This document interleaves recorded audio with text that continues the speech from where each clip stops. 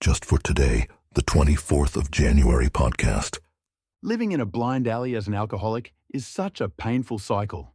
It's marked by dishonesty, resentment, and selfishness. When we're stuck in that mindset, we're running away from life, refusing to face reality.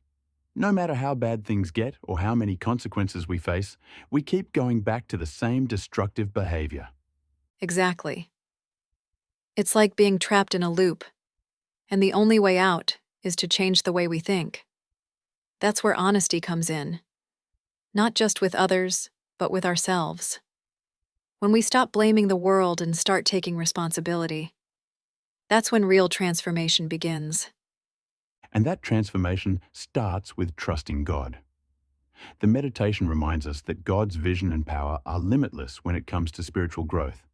But in material things, we have to accept that there are limitations.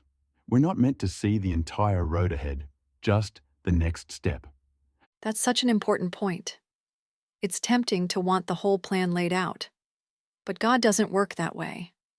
Instead, He asks us to trust Him in the moment, to take it one step at a time, even when we're in uncharted waters.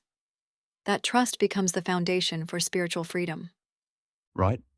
And the more we trust, the more we learn that trying to do God's will isn't restrictive. It's actually freeing.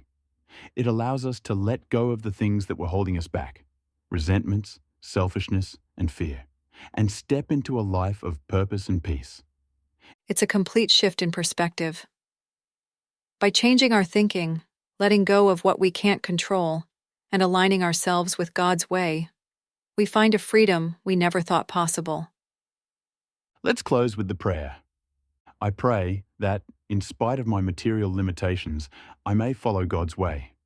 I pray I may learn that trying to do His will is perfect freedom.